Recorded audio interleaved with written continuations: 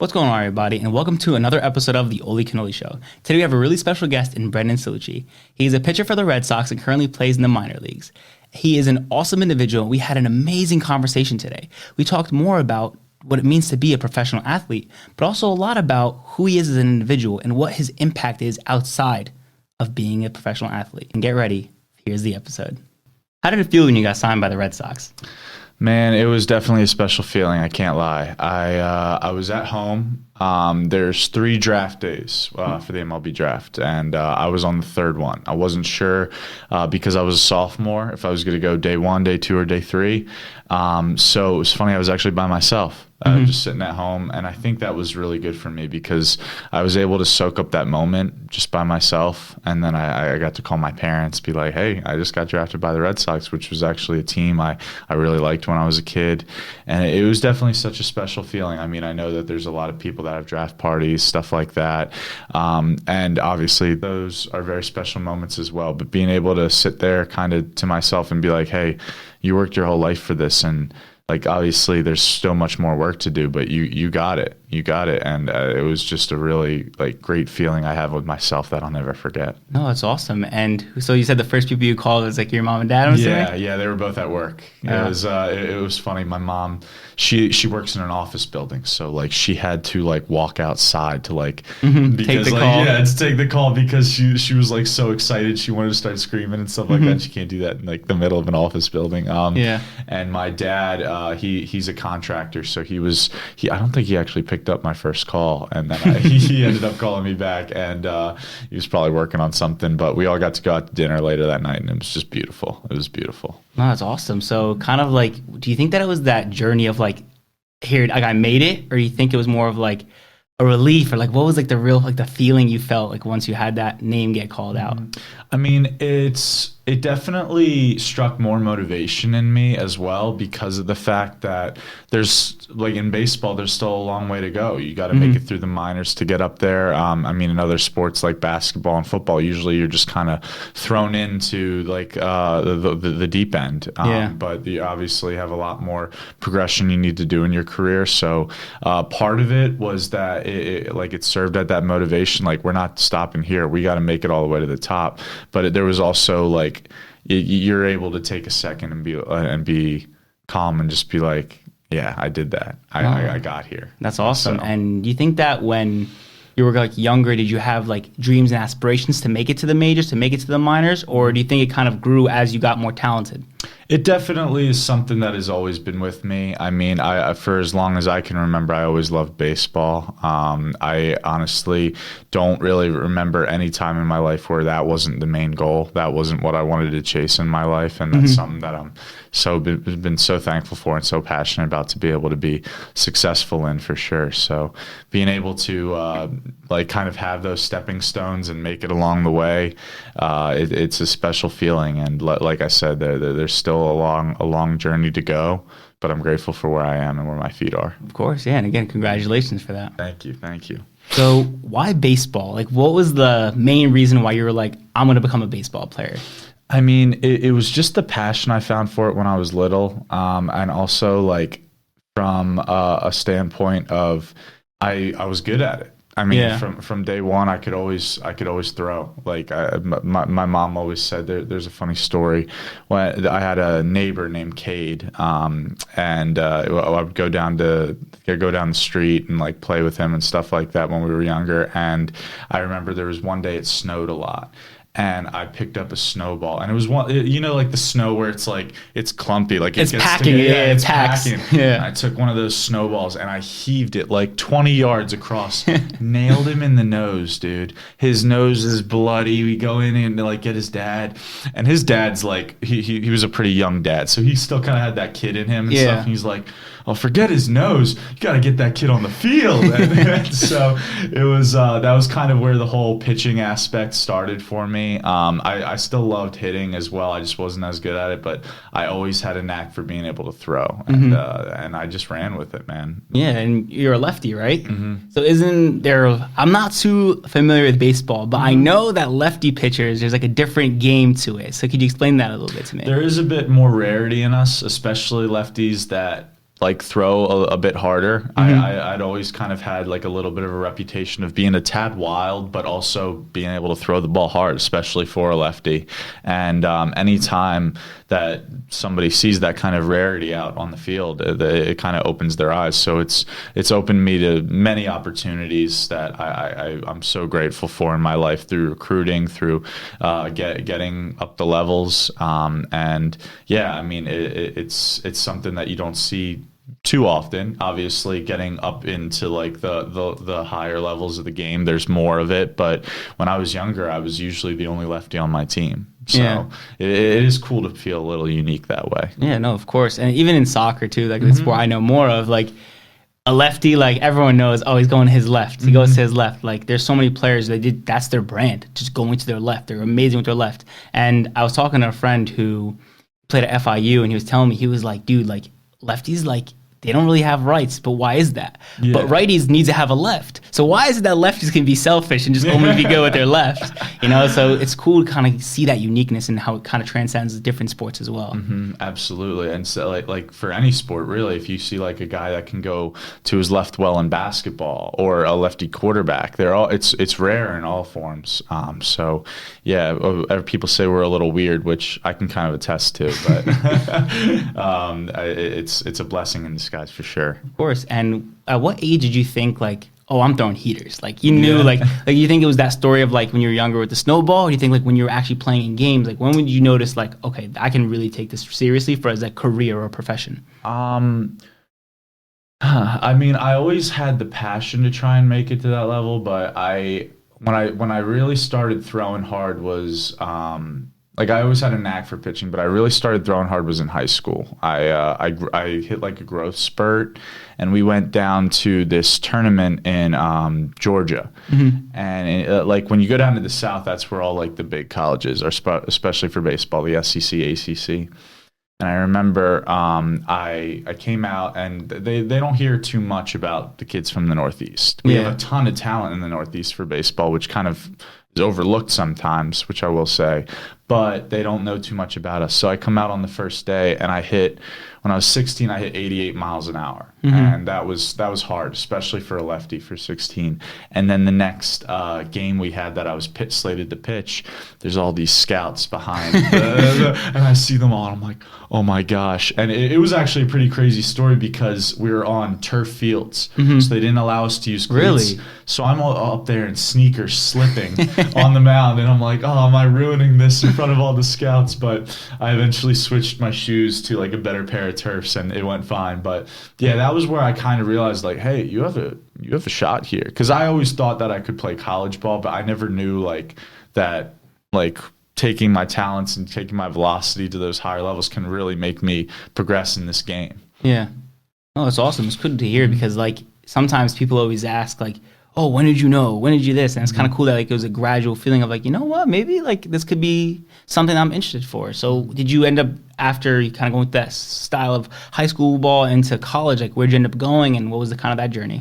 So it was a tough journey, I'm not gonna lie. During that time of when I was 16, I ended up committing to the University of Miami, which was my dream school. But honestly, I'll say this anytime, it was my dream school for the wrong reasons. I was a 16-year-old kid, wanted to go where it was sunny. The baseball was great. I didn't pick it for the right reasons. It was like the U had the swag. They had the girls, all that stuff, and I picked it. And about a year later, I ended up pitching in front of them again, because it was very rare for me to pitch in front of them because they were so far down south. So that same tournament, when we're 17. This is a crazy story, actually. We get into I drive with my coach to the game. My coach drove me, another player, and his son, who was an assistant coach. And in Georgia, the left-hand turn signal has that yield, so it's the blinking yellow. Okay. And he thought that was just the normal yellow to turn, like it is up in Philly. So he turns, and this old lady in like this little red sports car comes flying down, takes the absolute, like the front hood off of our car. We go spinning out.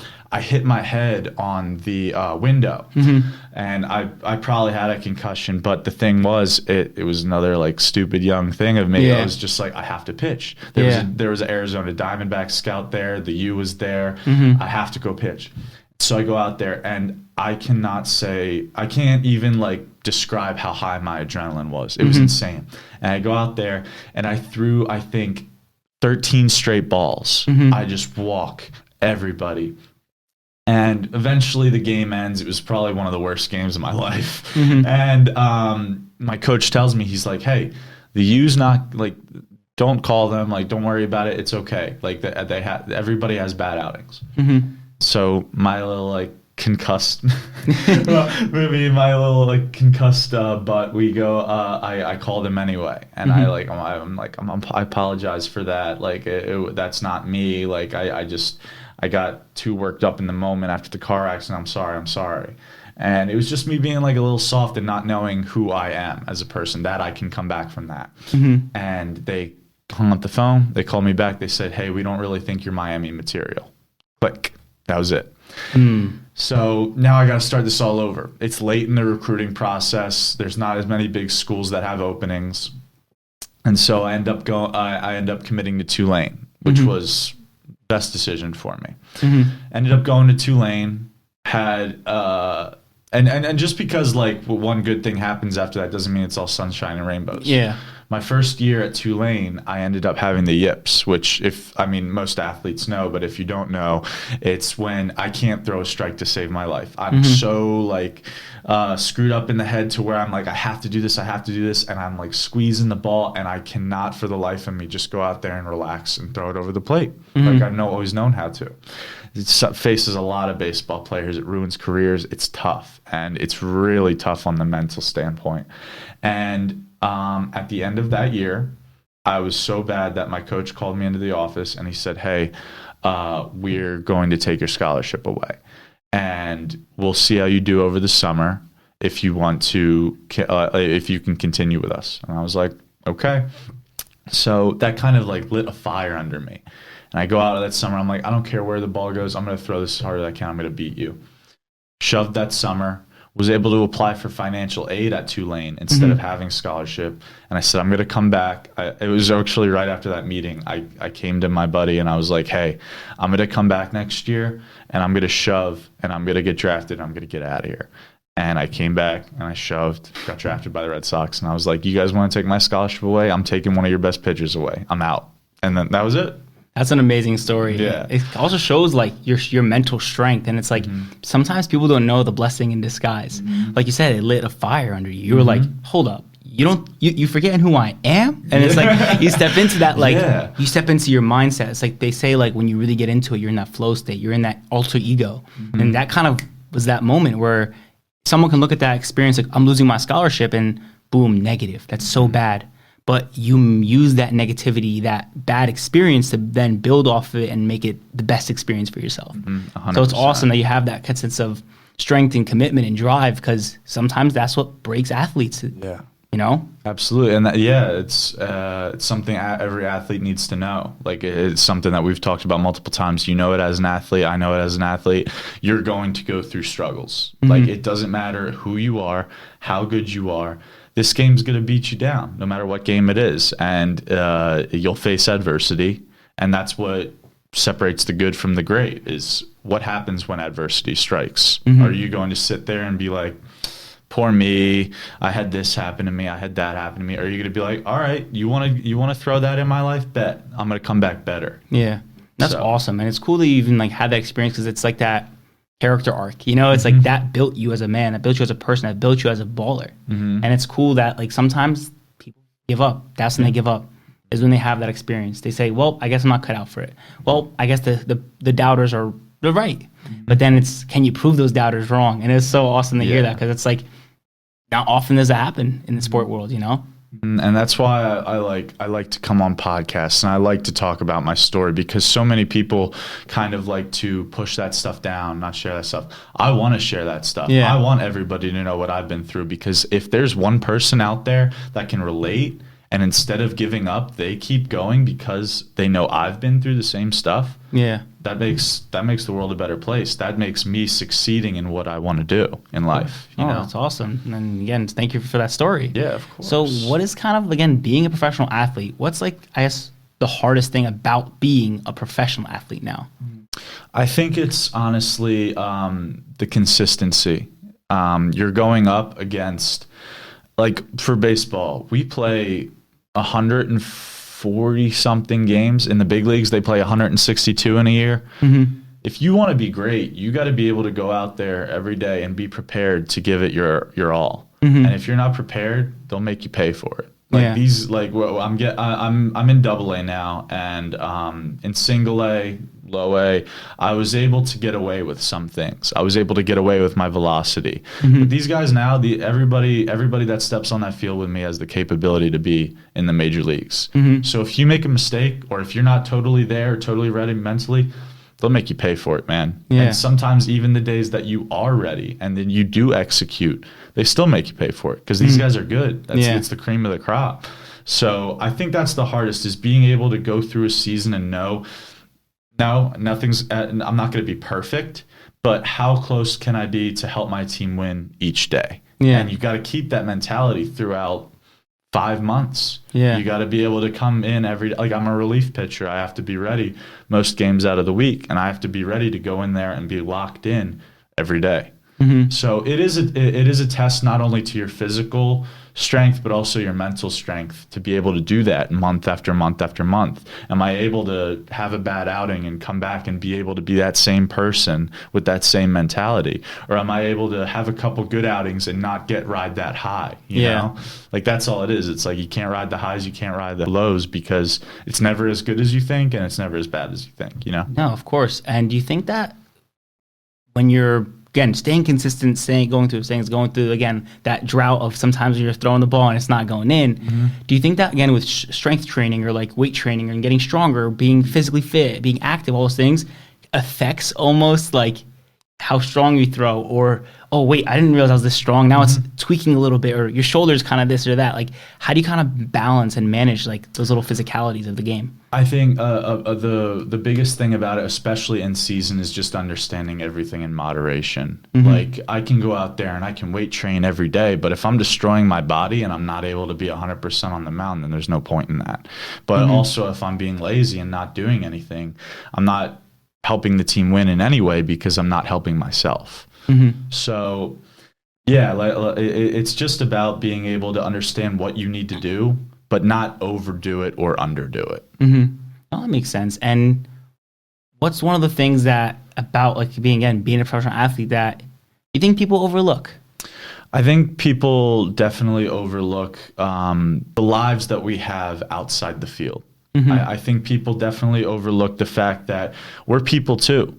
I mean, you come and see us play, but you don't know our stories, and that's okay. Like, you don't need to know our stories. We're here for your entertainment. We're here to do what we love, and because you guys love it as well. But I think people lose sight of the fact that we have our own lives. We have the things that we're going through, the things that we've been through, like I just told you. Mm-hmm. And you can come see me play and watch me pitch, but that's all you know. Yeah. Like, you don't know what I've been through. So I think it's important for people to really take into account the fact that we're humans too. We go through the same stuff that you guys go through. And it's not always easy for us, even though we have a dream job. Yeah. Life's going to throw like curveballs at you, no pun intended, but life's going to throw everything at you, and you're not always prepared for it, no matter what type of job you have or anything like that, you know? Mm-hmm. No, of course. So going through, again, like the personality that you are, like, what do you think is like one thing that you would want people to know about you that's outside of just baseball, like who you are as an individual? Like, if you had like a way to be like, hey, but this is who I am, everyone who's watching, like, what would you say? I really like that you asked that, because it does show that like that human in us is that we have other passions outside the game. Like, I love baseball to the death, bro. From the cradle to the grave. Yeah. But I also love dancing. I love going to a club and just like dancing. I love learning new moves. When I was little, I would imitate Michael Jackson. I'd learn all his moves. I also love psychology. I love learning about people, understanding people, all that stuff. And to be able to have those separate passions, I think is good for baseball, for my performance, because it's able to separate me sometimes. If I'm so consumed with baseball all the time that when something bad happens, my whole life feels like it's going down the drain. But I have other passions. I have other things I can go to when baseball isn't going ideal, and that helps me just take my mind off of that negativity and put it into something else. No, awesome. And I guess like even with dancing, like it being like, again, an expression of self, and like looking at Michael Jackson, all these great dancers, like it's a release outside, like you said, of baseball. Because if baseball is something you love so much, but now that it's a career, you can't just casually go to a park and play baseball and not think about baseball in your career, you know? So it takes away from that. So to not have those outside hobbies and passions would actually be detrimental to your career. Exactly. So it's awesome that you have those. So about dancing, what is it about dancing that you like really enjoy? I think it's just the performance aspect of it. I think, so when I was younger, I remember I would practice the moonwalk for like a week straight until I got it. And then I eventually got it. And I was like, oh my gosh, I look like Michael Jackson. This is awesome. And then I would watch all the Step Up movies when I was little. And that was it. It was just like time and time again, like I would like learn a new dance move. And I always felt like I kind of had some rhythm. And then we had, I think I was like about 11 years old or something, and my cousin got married. And we went to the wedding, and there was this, and my cousin used to dance too when he was little. So they had the whole big dance circle. And I go in and I just like do some of the moves that I like taught myself. And like people were like, what is it? Where did this kid come from? Like, what is it? Oh my gosh. And I saw that and I was like, I have a way to bring joy to other people's lives outside of baseball. I have a way to entertain outside of baseball. And that's what I really am passionate about. Like, obviously I love baseball, but I'm really passionate about bringing joy to other people's lives in as many forms as I can. Whether it's talking to somebody when they're down and like helping them out of that, whether it's dancing to like be entertaining or baseball to be entertaining. That's what I'm truly passionate about, is helping make the world a better place and helping people have a better perspective on life. And so when I was able to get into dancing and like do talent shows and stuff like that, it really felt like I was helping the world because I was able to entertain. Yeah. And like, again, like putting a smile on someone's face is such a good feeling. Like 100%. It feels so good. Dude. Yeah.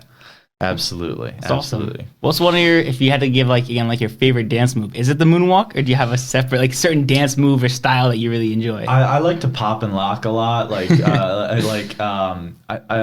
it's a weird feeling to describe, but it's basically like trying to do a certain move for each beat that you kind of like feel the music and the rhythm, feel the rhythm and the beat. And if you're able to like move your body in ways like to that beat, I love that feeling. Just being able to stay on beat or like feel like the different like tempos of the music and be able to run along with it.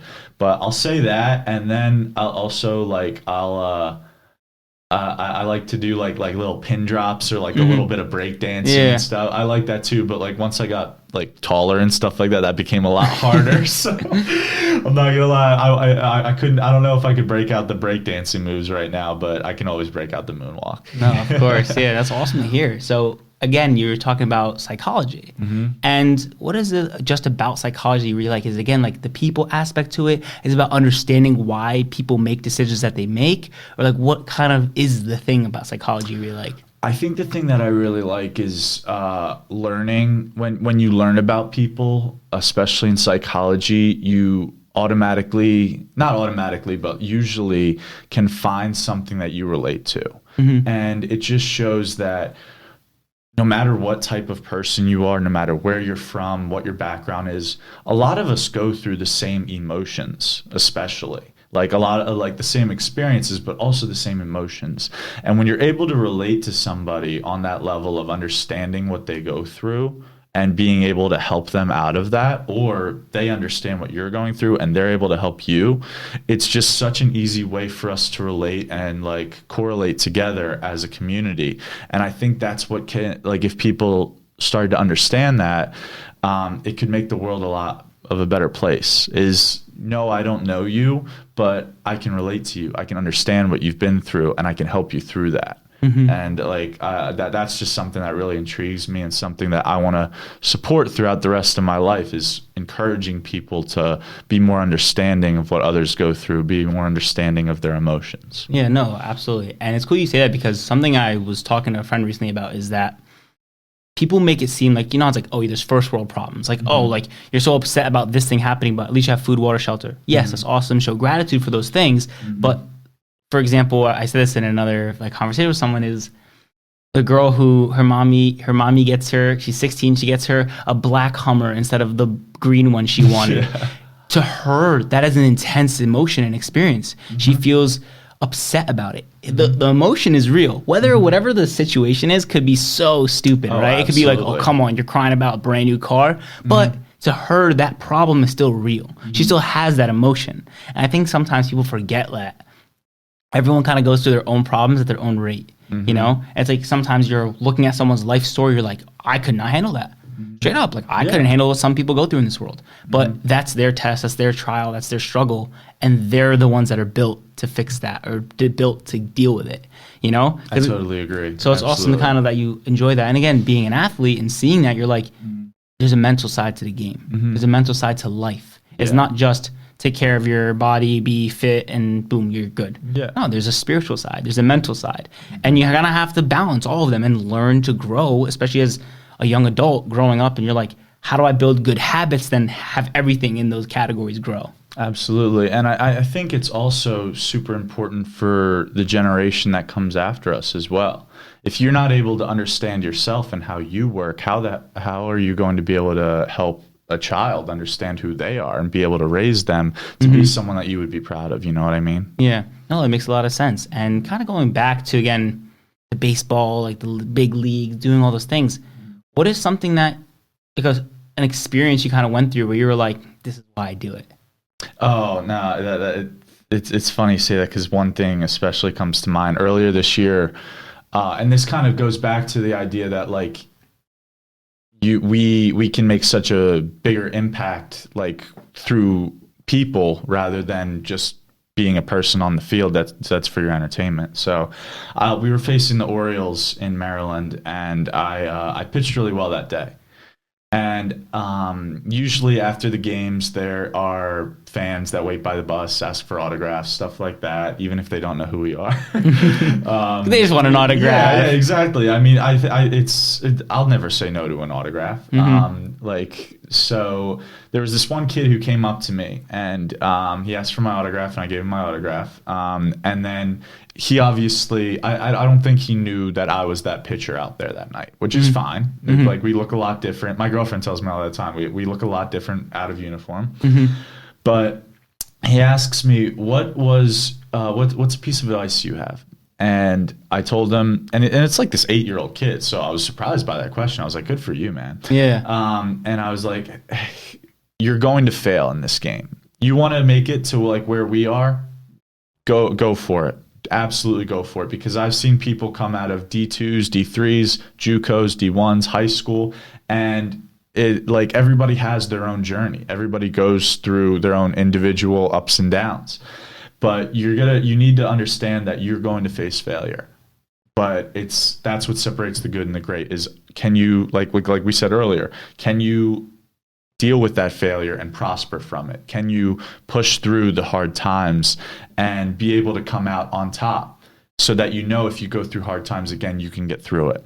And his dad came up to me. He was like, thank you for that. That was some great advice. Like, obviously it was pretty deep for an 8-year-old, but I think his dad understood it a little greater through his life experience.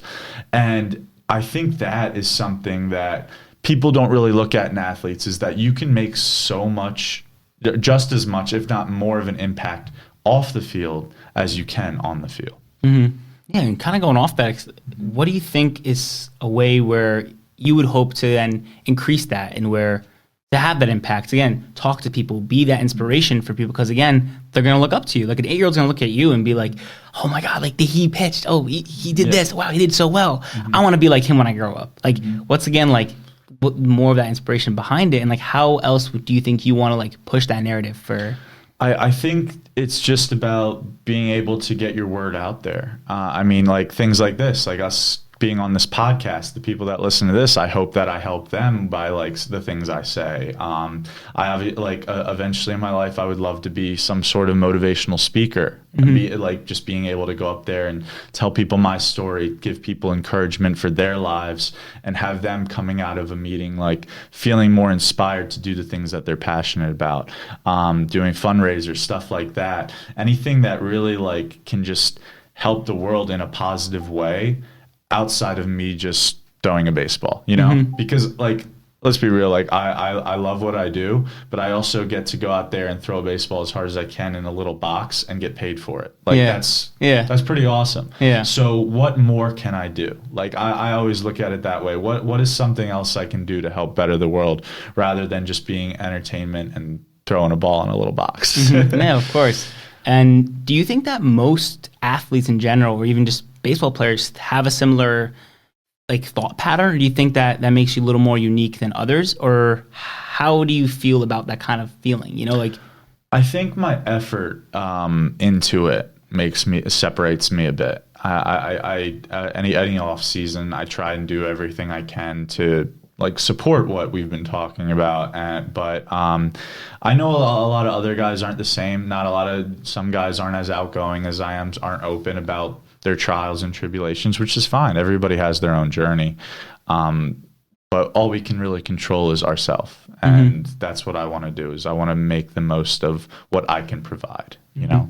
No, it's awesome. It's great to hear that too from like an athlete, because you know obviously there's a stereotype of, oh, he's just a dumb jock. Oh, you know what I mean? Like everyone's like, oh, he's just an athlete. I mean, he gets paid to play, man. He doesn't need to do anything else. It's like, what do you think about, I guess, that stereotype that kind of happens? It's like, oh, he's just a dumb jock, or oh, he's just a pitcher. I mean, we can't help how other people look at us. I mean, we've talked about that many times. But I think the thing is you can just do your best to show them a different way. I have actually one of my best friends, Emily McCoy. I met her when we worked at Lululemon together, my first off season, and I came in and everybody knew that I was like the Red Sox player that came in and is working at Lululemon for the off season, and she didn't buy into it. She doesn't care about athletes, so she was like, "Who's this guy? Who does he think he is?" And then we got to know each other, and we formed a wonderful friendship, and I think that was really cool for both of us, because not only was I able to just form a friendship with someone who isn't looking at me as the Red Sox player, she was also able to see that I'm not just a dumb jock, there's more substance to me. So it was really good for the both of us, and we have a very good friendship to this day. I hope she listens to this, but and I think that's what a lot of other people can take into their lives too, is like, you don't know like as much about a person as you really think you do. No matter what's on the outside, there's a lot more going on deep down. No, that's awesome. And it's cool kind of that you aren't like, again, like in this like elitist mentality, for instance, where in an off season you're like, yeah, why not go work and do something new, or be creative or do something new? Because sometimes people kind of in off season, they like you said, they revolve their lives around their career, their sport. But that even happens in the real world, right? Where they have a 9-to-5 classic job where that becomes their life. They revolve it around that. They go home, eat, watch the show, repeat. And it's hard when you don't allow yourself to kind of go into different hobbies, different kinds of avenues, because then you're cheating your own development or your own self. You know, so again, like, how do you kind of do that? How do you actually like push yourself to doing those things? Do you think it's innate, or do you yourself make a conscious decision and say, I'm gonna do something that I've never done before?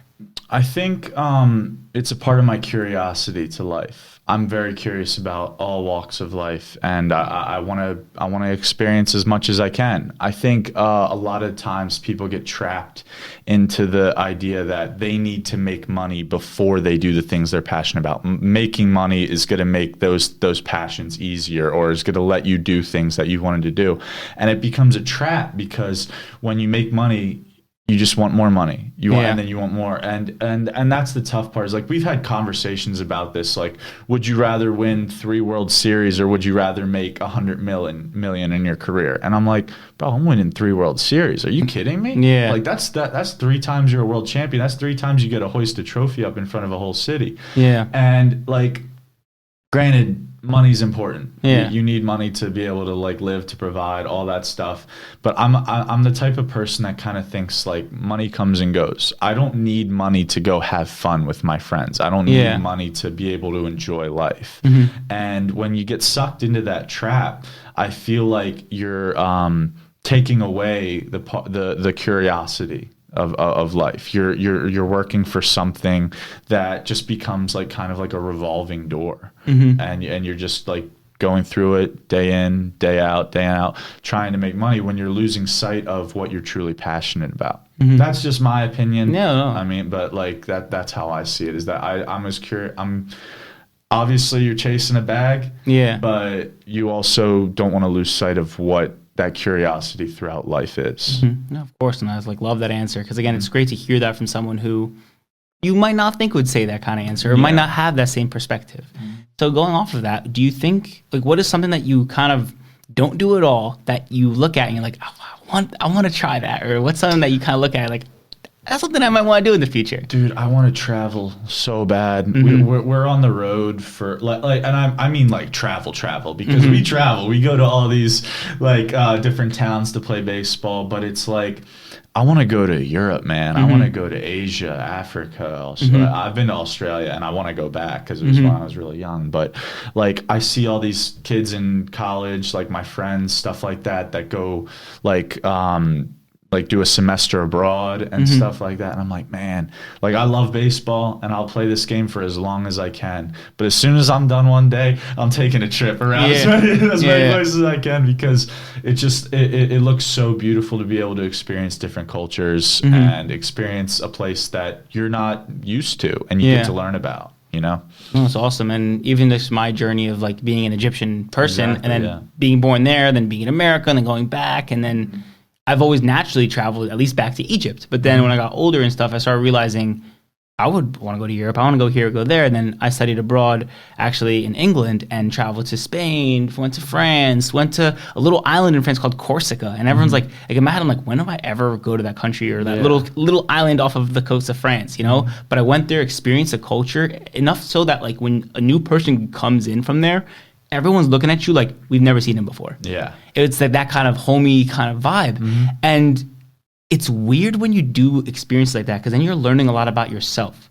Because then you start realizing, okay, this is who I am in a place that isn't like what I've ever been exposed to. So now it almost brings out you, like the most of you. And people think like traveling isn't just, travel, see cool things. But it's not only that, but then you almost become more yourself. Yes, exactly. Because you're not in a place where you feel like you have to put on like a mask or anything like that. That happens a lot, especially in like our day-to-day life, is like we feel like we have to be a certain person for the job we have, or like around the people that we are. But when you're in a place that no one knows you, you got to be yourself. That's it. And I think that like a lot of people that come back from being abroad and stuff like that, part of like why they admire it so much is because they were able to be their genuine self over there. You know? I definitely felt that experience when I was in England, dude. Like I remember thinking like the way I played soccer even was different there. Like the way I acted, the way I learned about myself. And around that time in my life is when I had probably most of the ideas for who I wanted to become in the future. Because when I go abroad and all the people, the friends I had back at home stop talking to me because I'm not reachable to them. They can't really get anything out of me. And again, at the end of the day, sometimes relationships are a little transactional where, okay, I can call them, but I'm not going to get to hang on him, so why would I call him? And there's that everyone gets caught up in what they're doing in the moment. And for me, I was like, wait, like I'm all alone. Like I have very minimal people that talk to me anymore. I had lost a friend. I had lost this person. And then I go abroad all alone. And then it forced me just to be that true self, to go back to what my morals and values are. It like completely changed the trajectory of where my life was going to go. And I always tell people this, that was like one of the canon events in my life, you know, where my life changed. And I'm so grateful for that experience. So it's cool that like you even have like that, again, like that foresight to see like that's something I would want to do. Yeah, and especially because you're already looked at as a foreigner when you go to a different country. You already know that you are not going to be looked at as normal there. So why be a non-normal, like why, if you're not going to be normal, not be the normal version of yourself? Yeah. If you're over there not being normal, you know? Yeah, because you don't need to put a mask. You don't need to be anything for anyone. They don't know who you are, so be whoever you want to be. Yeah, exactly. And I urge everybody to just try and be that person here too. Exactly. Like I truly think the key to happiness is being your most genuine self. But because when you're your most genuine self, not only do you take that stress off of like feeling like you have to please other people, the right people come to you when you're your most genuine self. It may not be the people that you expect, but like, man, when I was in like the depths of like a scholarship taken away, or like not being able to throw a strike, and those times where it's really hard mentally, the people that were there for me then are still the closest people in my life now. Yeah. I don't want different people around me that weren't there when I was in the dark times, you know, because that's where you are most genuine, is when you're at that that depth, and you're like, where do I go from here? Like, it's just me here. And those people that are around you that stick around through those dark times, those are the people that are most important to you, and that should be there when like you're doing good, you know? Yeah, it's exactly. It's like when you're in the abyss. It's like cool, because I remember like in English class when I was a senior in high school, it was talking about the hero's journey, and that in any hero's journey, in any movie you watch or anything you do, there's an abyss moment where you're at the bottom of the bottom, you have nothing looking forward, but that rise back up, that's really where the growth is happening. Yeah. And it's cool that like you kind of again are looking at that and saying the people that were there for me when I had nothing are going to be there when I have something, because those are the people that are worth sharing that experience with, because they understand that it didn't just take who I'm here.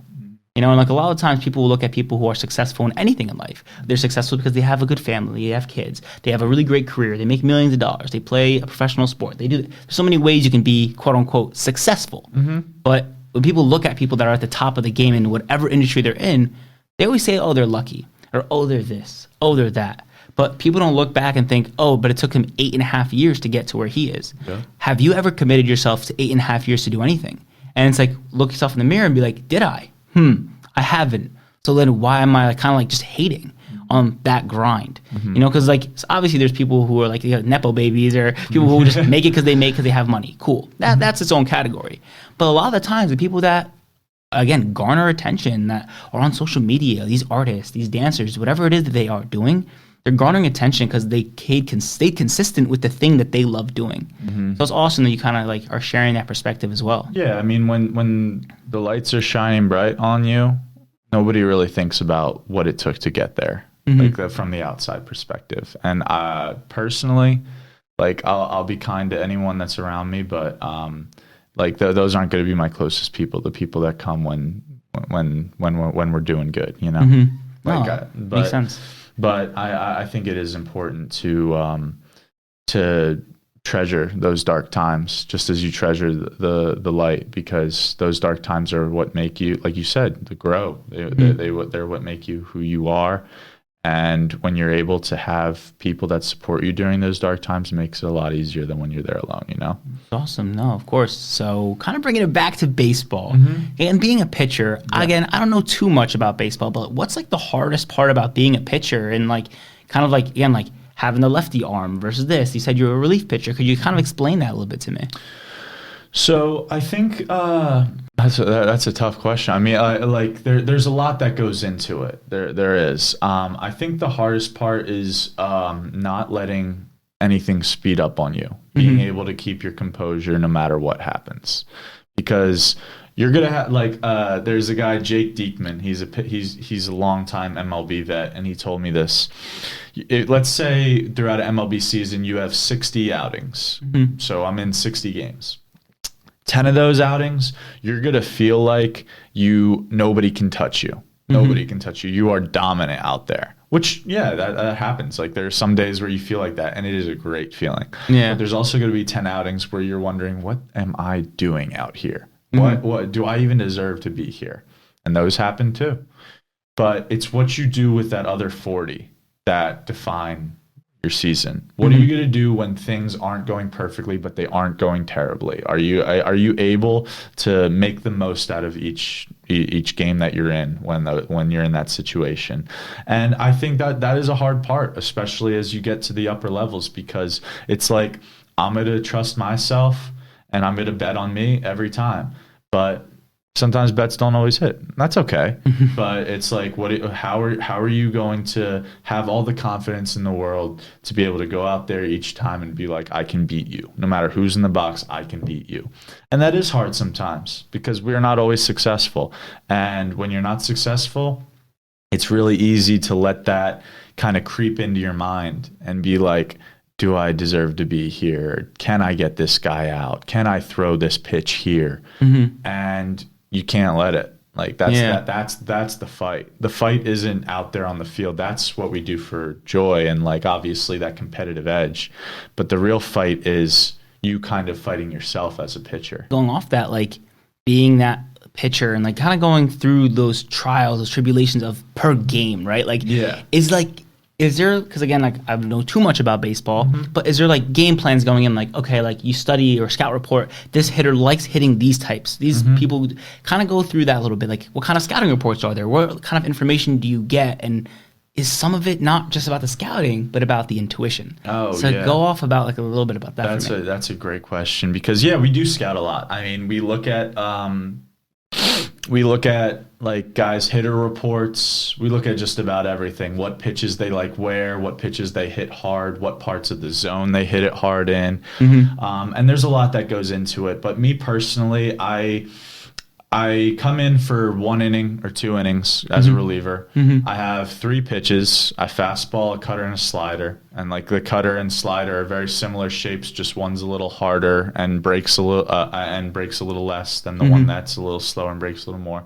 So I'm not bringing all this like questioning like, what's he going to throw me? You know what I'm going to throw you. Like it's either something hard or something that's moving down and to the right. So it's me versus you, and I'm going to bet on myself, and I'm going to give you everything I got and try and execute it to the best of my ability. And if you can't hit it, good for me. If you do hit it, good for you. But it's like I said, like it's a battle. It's a battle of me against myself. Can I execute this the best to my ability? And it's a battle against you. And when you're able to have that confidence of I don't care who's in there, I'm going to go at him. Usually it comes out in your favor because I think hitting is the hardest thing to do in sports. Like you have to hit a round ball with a round bat square that's coming at you 95 miles an hour, and sometimes that comes at 85 and moves. So knowing that, thinking about being like in the box and having to see that gives you all the confidence on the world sometimes. But there are also times where you do get hit around. You're like, these guys are doing the hardest thing in the world and they're making it look easy against me. So I mean, it's a complex sport mentally for sure. But I mean, the thing that I'm grateful for is that I have a good mindset on it, being able to understand failure and being able to enjoy the success. But no matter what, just keep pushing. We got much more work to do. Of course, and it's good to have that sense of that grind, that mentality where it's like, how can I constantly improve, constantly be better? Because it's not always going to be sunshine and rainbows, but sometimes you're going to ride that high. You're going to be like, I'm feeling good. I'm in this game. I'm confident. I'm buzzing. Oh, you run with it. Yeah. Things are falling. And going off like the intuition sometimes, when you're kind of like intuitively throwing, you find it almost more fun when you're intuitively throwing rather than like a strategic like chess piece move. Yeah, absolutely. And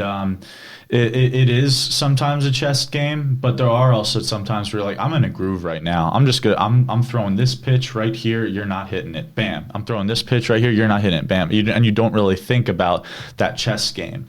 But the thing about that intuition is that it can lead to the game speeding up very quick, and and then it starts to feel like you're going 1,000,000 miles an hour out there, and you can't let it, because when the game speeds up, it's usually like you're kind of asking for them to be like, oh, you're giving me the momentum. You're giving it like, and I think that's what baseball is like really about, is like who can have the momentum for the longest, because momentum is huge. It's huge in all sports. All sports, I mean, think about soccer. When you guys got the momentum and you're able to like keep that possession and keep attacking their side of the goal, and they're not getting down to your goal, very often. Oh my gosh, it's a great feeling. Yeah. So the last thing you want to do is have that intuition too much to the point where you're giving them the favor. You know what I mean? Well, of course, and kind of going off the momentum thing, like just you saying that made me think of like the moments in soccer where like 0-0, the game's tight, like they're down R and more. You're defending for your life. Then boom, boom, boom. You connected 2 quick passes. Someone overcommitted one time. One slip up, one mistake, boom. Now you're through, boom, goal. Now we're up 1-0. They've held the ball for 80% of the game. Yeah, and it's like now we're up 1-0, and at the end of the day, look at the stats, the scoreboard, the shots on goal, whatever. And the only thing that matters is the scoreboard at the end of the day. Exactly. No one cares about the possession percentage. No. At that point, it's like who cares? Yeah, it looks pretty. Oh wow, they kept the ball. Oh wow, they did this, but you win the game. Yeah, and that's why pitching is so vital too. Is like, let's say we're in like a deeper game. We're in the 7th inning. 0-0 game, and we score 2, and I come into that game for the bottom of the 7th. If I put up a 0, that's kind of just like, yo, this is us. Yeah, this is our game to win. This is our game to win, and that's what I love about pitching so much. Is it's the defensive. You're on the defense. But if you can get it back to the offense quicker and you can keep that momentum in our offense's favor, it makes so much more like it's just a great feeling, you know? Yeah. It is. It really is. And also it puts them down almost mentally where you it's like getting that first goal, but once you get the second, heads go down. Yeah, exactly. And it's like and if you score a goal, they get the ball back and they run down and they score a goal, it takes that momentum away. But if you like you said, if you go and score another goal, or if I come in there and I like shut them down real quick, and then we get to go hit again, it's just great, man, because you're able to as a team feel that like just like we're gonna win this, there's no question here. So, of course. So speaking about the team aspect, on July 23rd, you and your team did something pretty incredible, and you guys basically pitched a no-hitter. Yeah. So what does that mean, a no-hitter? So basically, there's two forms of it. There's a perfect game, and a perfect game is something pretty special. A perfect game is when no one gets on base. 27 up, 27 down, nothing. No walks, no hits, no errors, nothing. Now, a no-hitter is different. A no-hitter just means that they didn't get a hit the whole game. We could have walked guys. We could have had an error where a guy reaches base. There could even be a run, but just as long as there's no hits on the board, that's a no-hitter. And that was what happened. Our starter had allowed a run that had like walked and like somehow gotten around the bases, and then our closer allowed a run as well. So we won the game 8-2. But they had no hits, so it was a no-hitter. Okay. It was great. Because theoretically, a walk isn't a hit. Yeah. So it's like, or if you guys did what, like 4 balls, or is it 3? 4 balls is a walk. Is a walk, so that's kind of how it works. So then they didn't hit the ball. No. So that's how you get like the status of the no-hitter. Exactly. How rare is it in baseball to get a no-hitter? It's very rare. It is. There will probably be usually like 3 or 4 throughout the entire MLB for a season. Like now, combined no-hitters are honestly a little more rare because usually when a pitcher's in a groove, he's in a groove. You're letting him pitch the whole time. Yep, and they pitch the whole time. But when you have different guys coming in and they still like sustain that, you guys aren't getting any hits, it's pretty cool because it's like more of a team effort. And that was what was cool. There was 3 of us. Winkleman Gonzalez, who's from Venezuela, he started the game. I came in, and then my buddy Luis Guerrero, who's from the Dominican Republic, he finished it off.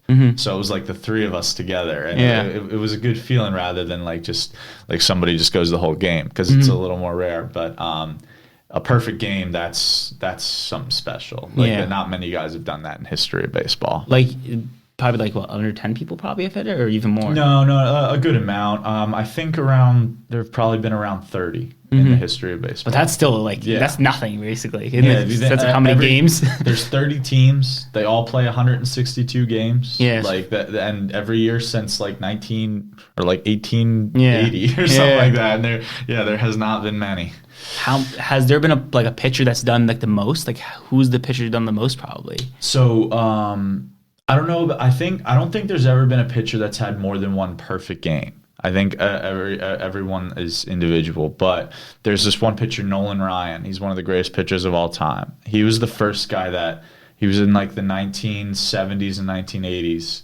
and he was the first guy that was like, this guy is throwing hard. Like the first guy that was probably like throwing like they didn't have radar guns like that were accurate back then, but he was probably throwing like 100, 102. Yeah. And he threw 7 no-hitters in his career. Yeah, it was crazy. No one could hit him. I mean, he would also like walk 7 guys throughout the game. Yeah, because he's the all-time. I know too many weird stats about baseball, but he's the all-time strikeouts leader by a lot, and he's the all-time walks leader too. So he would throw a game where he would throw like 200 pitches, strike out 18 and walk 11, but he'd throw the whole game and they'd win. And so it's like, it's crazy. And now guys don't like, they limit us to like pitch counts and stuff like that. So it's a little different, but so I don't think that record's ever going to be broken. There's a lot of records in baseball that probably won't be broken. Yeah, that makes sense too. Even like soccer, there's some records that you look back on like, I don't know who could even reach some of these records. Like, it almost sounds, but the thing is, records are meant to be broken. So someone's going to come up sometime, somewhere down the line of, I want to break this record. Oh man, I hope so. There's this one record actually. It struck like, I saw it on SportsCenter. It was 20 years ago, like today or something like that. There's this guy Cal Ripken Jr. He was a shortstop for the Orioles. He played, I don't know the exact number, but it's like 2,800 games in a row. So without missing a day. So 162 games in a season.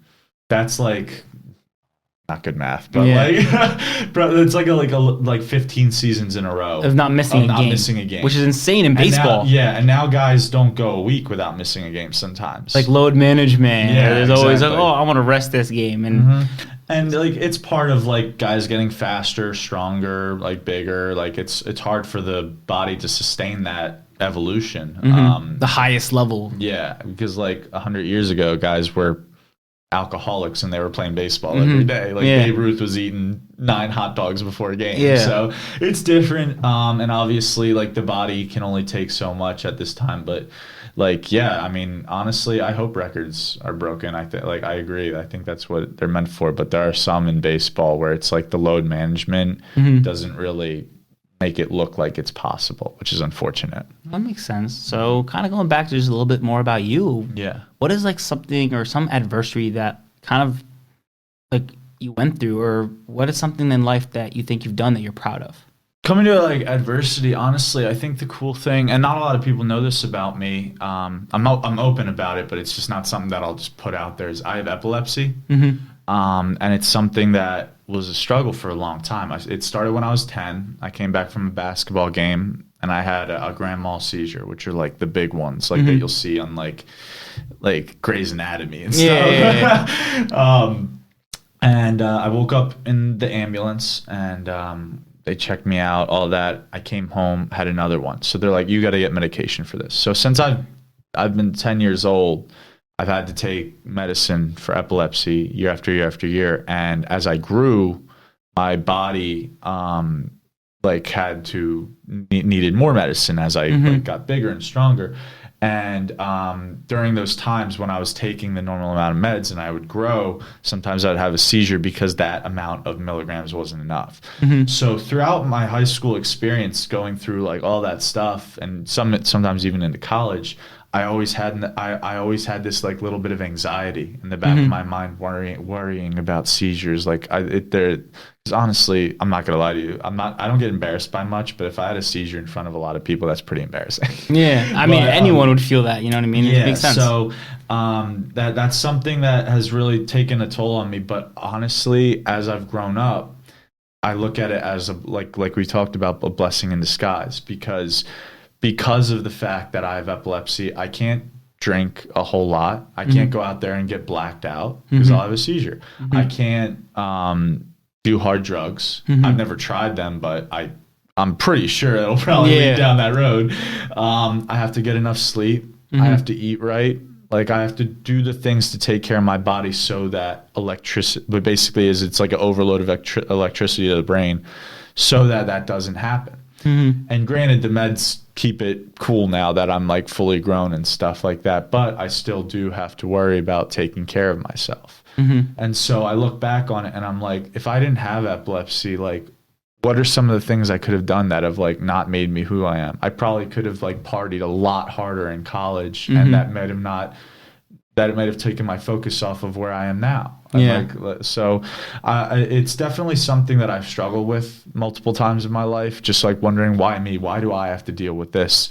But also, when you take a step back and you look at it in a different way, sometimes shines a light on something that you weren't expecting. Yeah, of course. Especially like when you talked about, again, going through the adversity of losing that scholarship and stuff. How quick could someone just been like, to the bottle? Let me go smoke a little bit. Let me go have some fun partying. Oh, look, all these girls, blah. I'm a tall, good-looking guy on the baseball team. Let me go talk to some girls. That's how people think, But then going through that struggle allowed you to almost stay focused, like you said, committed to the goal, the main idea. So like you said, that blessing in disguise. And it's awesome that, like, again, you're sharing that story here and then opening up also, because then show people that, hey, you could be still a professional athlete and have things not 100% perfect with you. So have some struggle, and then that adversity makes you actually stronger and a better athlete. Absolutely. And that's what I love about sharing and being open as an athlete, is that people put us on this pedestal. People look at guys like Messi, Ronaldo, LeBron James, Mike Trout. They're like, those guys could never have like the problems that I have. They do. They go through stuff. Look at like sometimes even more with how much their names are in the media, how much people are watching over them and stuff like that. It feels like you always got eyes on you. So I think that's just what I try to do, is I try to bring light to the fact that athletes go through stuff too. Athletes are like, we're human. And being able to do that, I think, can not only help athletes, but it can also help people look at athletes in a different way. Oh, it's awesome. Again, thank you again for sharing that story. Yeah, of course. So what is something that you think most people don't know? I mean, we've talked about a lot of it. Like, I think like people... I think people sometimes take life for granted. I think life is absolutely beautiful. Like the fact that we were lucky enough to be born into a time in history where there's a lot of freedom. I think people take that for granted. There's been some terrible stuff that's happened in history, and we're fortunate enough to be at a time where you have the capability to go do a lot of the things that you want to do. You have a capability to be able to be who you want to be, and as long as you stick to that grind and you stick through the hardships, there's not many things that can stop you. So I think that's what's hard, is like sometimes people can feel hopeless in a time where there is a lot of hope to have. Cool you say that too, because we're also in the age of technology, and where, dude, like even 20, 30 years ago, like people couldn't just Google something. Yeah. I can go on Google, search up a problem I have, fix it. Oh, why is this not working? Boom. 10 sites to tell me how to fix the problem. Oh, I want to learn a new skill? YouTubeUniversity.com. Go. Learn anything I want to learn. Those dance moves. Watch videos. Replicate. So it's like there's so much information out there for us to have, but now it's a matter of picking the right information to then go into and learn. And like you said, staying committed to whatever it is you want to do, then learning.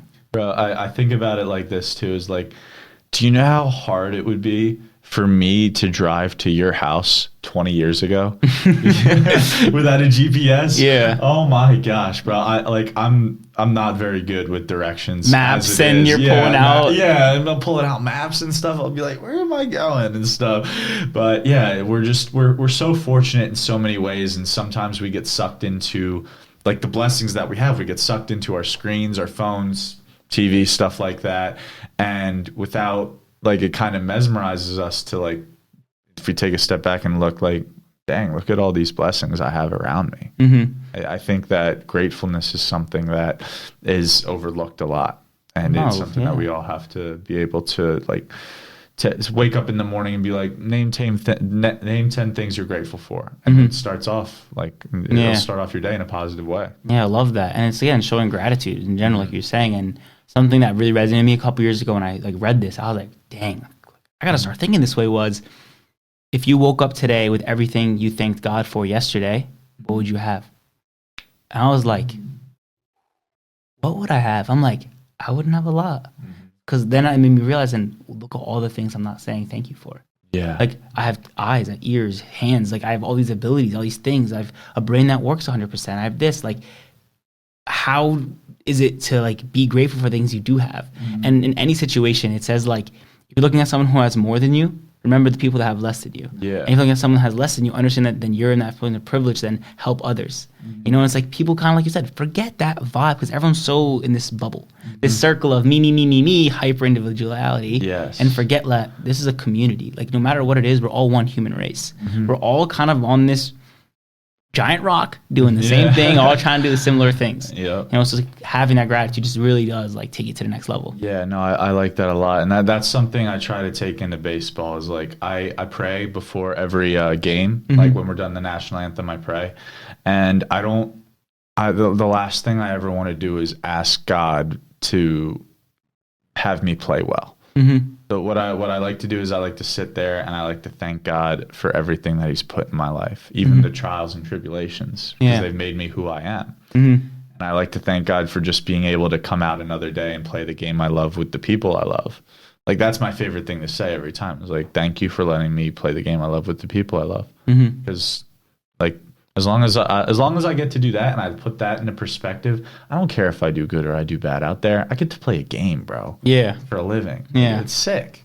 So, I mean, sometimes we can get distracted from that based on our performance, but yeah, 100%. It's just all about being grateful, bro. Of course. So what's again like going off this that is like what's an unpopular opinion that you might have? People, especially people with a platform, they can do a lot more for the world outside of their platform than in it. So let's talk about like music, like guys like Drake, stuff like that, actors and actresses, Ryan Reynolds, stuff like that, athletes. I think them doing things outside of their profession, being personable with people, being able to connect with people on like on a lower level of them just like instead of them just watching them.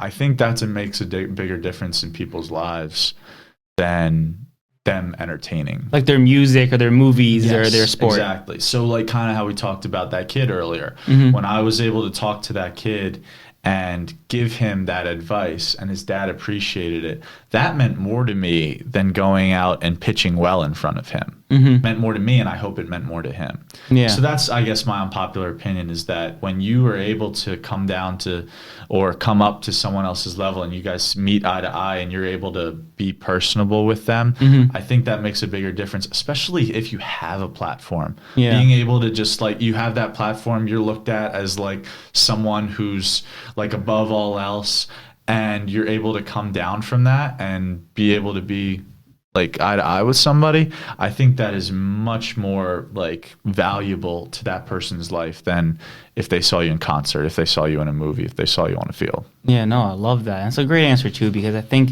sometimes people forget that and like that the humbleness about understanding that I may be famous or have a platform or people know me, but that isn't who I am, like you were saying earlier. That isn't just who I am. I'm not just the baseball player.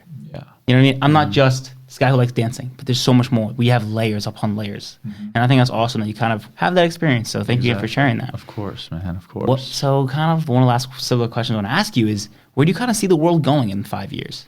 I see everything kind of being exemplified. I don't know if that's the right word, but I see the rich getting richer, the poor getting poorer. Like everything's just kind of getting larger, and it scares me. I'm not gonna lie. The world that my kids grow up in it intimidates me, especially with how into technology we are. I mean, you've seen WALL-E, right? Yeah, the movie. WALL-E. Yeah, bro.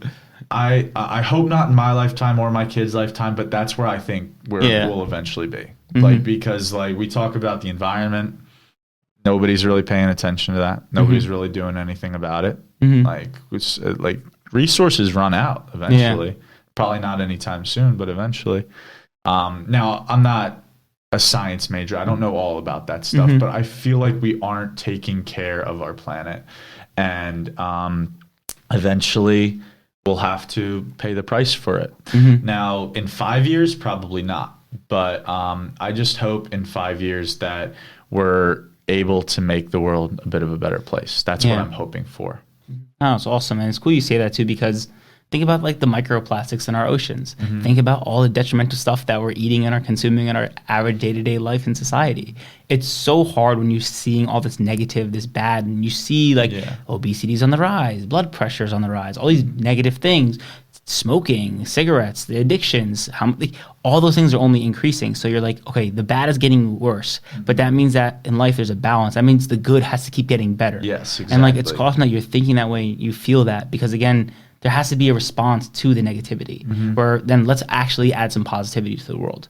And it's awesome that, again, you're someone who's coming in to do that. You know, and it's awesome. And I just want to commend you for like being part of that journey of being the best you can be. I'm trying to, and I'm just trying to encourage others to be the best they can be as well. I think it's I think that's kind of like the goal of life, is like how can you be the best person that you were meant to be. Have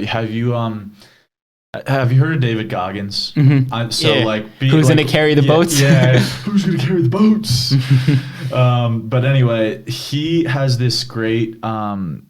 He was on a podcast, and he has this great little like kind of segment where he talks about, imagine if he didn't do all the things he did, and he continued being like, he was a cockroach like exterminator or something like that. He was 300 pounds before he changed his life.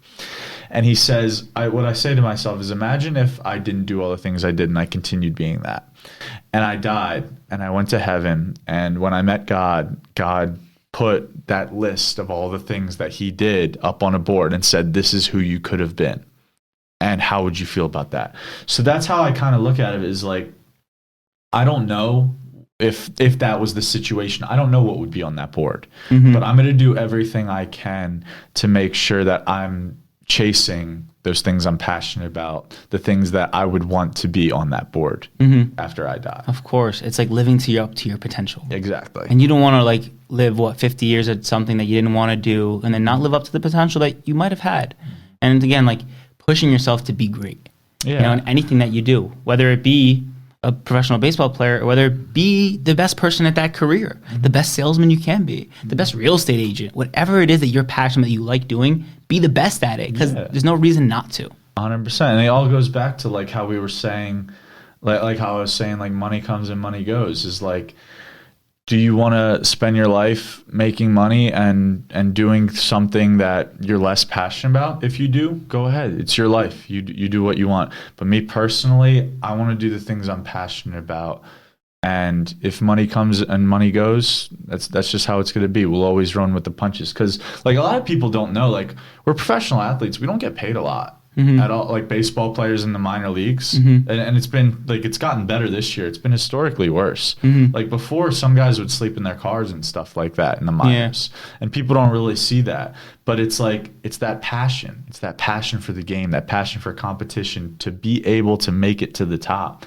That's what we do it for. We don't do it for the paycheck. No, it's awesome. And it's a great like realization too, where it's like, again, like getting signed by a big team, but then you're getting loaned out, go here, go there, to again like, develop, because they need you to develop. They know you're not going to be the starting pitcher right now, but they want you to develop. So then you go to the minors, but then you're going against guys who are all trying to develop to go to the majors, and they want that big check, that big bag, that big status, that name, and they want the shine. They want to win a World Series. They want the championship. So it's awesome that, again, like you're committed and you have those goals, and like, God willing, best success to you, man. Because honestly, like just hearing like the way you think and your mentality, I can see, you know what? I'll buy stock here. You know, that's the mentality you think. You know, it's like people who believe in themselves genuinely and are focused. So it's awesome. And good luck to you and all the things that you do there. Thank you. Of course. So to wrap up the Oly Kanoli Show, I always ask everyone, what's a word you want to learn in Arabic? And the word you chose was love. And it's an awesome word. It's very easy to say, and it's hub. Hub. Yep. And it's like, it just means like love, because Habibi is like my love. You know, it's like Habibi. It's like, I think I've heard that before. It's like very popular, like modern day, like slang now, obviously, like and stuff. So Habibi is, like I say, my love. And it's just awesome because hub is like what we're talking about. It's all love. Like everything you're talking about is love. You know, like to be the best version of yourself is to love yourself. To inspire others is to show them love. You know, and it's awesome that like that's the word you chose. And last thing we do is I ask your favorite quote, and your favorite quote is from Teddy Roosevelt, I think. Yep. And his comparison is the thief of joy. So kind of go in a little bit about why that's your favorite quote. It's just it.